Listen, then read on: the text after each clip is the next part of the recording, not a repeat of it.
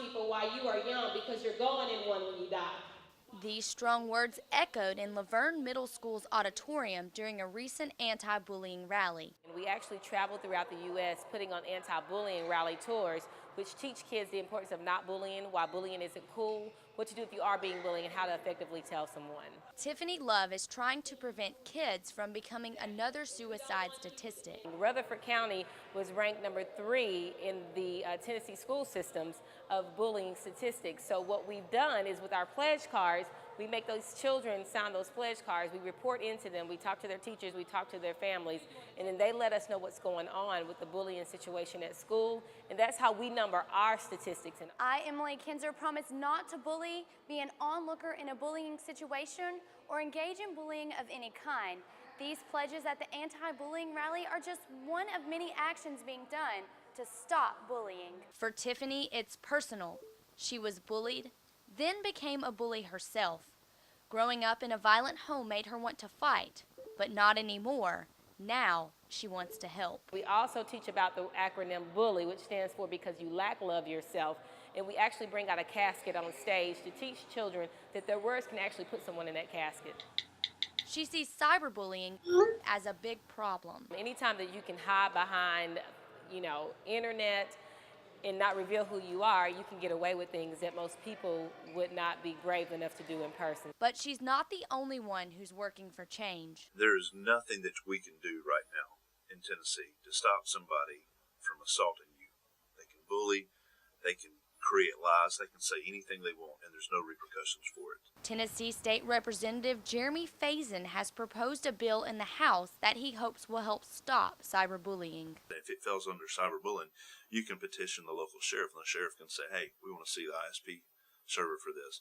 I think people would be like, well, all of a sudden my name might be open. It's easy for the bullies to get away with cyberbullying. Say no. Unless there's a court order, you can't get the ISP server number.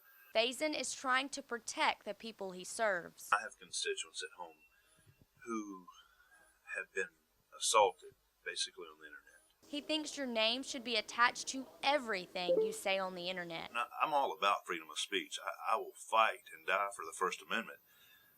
But the First Amendment implies that you have your name behind what you said. You got to have your name behind it. If you want to say that, fine. This is America. We believe in freedom of speech. But man up. Put your name that you're the one who said it. He's hopeful this bill will promote change. I really feel like a lot of it will go away if they realize that you're just saying something and you can be found out immediately what you're saying. But the World Wide Web isn't all bad. Surf around and you can find dedicated people working to stop this problem. We're helping educate parents on what to look for, the tips to give the parents advice that maybe they can recognize when their kids are being bullied. Joe Yeager is the founder of the Parents Guide to Social Media on Facebook. He also runs the Anti-Bullying Mom website. This website is helping parents who have kids using social media. We gave them some tips to look for, things like, are your kids not using the computer as much as they used to? Do they close the computer or switch an application off when mom or dad walk by? Behavior that's out of the ordinary, because that's often a sign that they're being bullied and they're afraid. Yeager got involved 2 years ago when his daughter came across questionable material online while searching for a popular kids book series. This was really scary for the 6-year-old and also for her dad. That's when he knew he had to do something to protect her. Be proactive with your kids. Talk to them in advance, online, offline. If you see something that they're doing, talk to them about it. He recommends that parents get involved in what their kids are doing online. Others in the fight agree. Getting people to accept that there's a problem that's big enough in America right now that we need as a society to stop and look at it, that's a tough sell. Definitely it's a problem. It's a big problem, and we got to keep looking for solutions. Rutherford County Sheriff Markel Drain sees it far too often. Cyberbullying is the worst for bullying, because most kids who are cyberbullied, the biggest thing that affect them is the embarrassment, because it's different if you bully a kid in front of 1 or 2 students or maybe a crowd. But once you do it on Facebook, Instagram, everybody sees it. Their friends see it and their friends see it. So it's the embarrassment that everybody knows about it.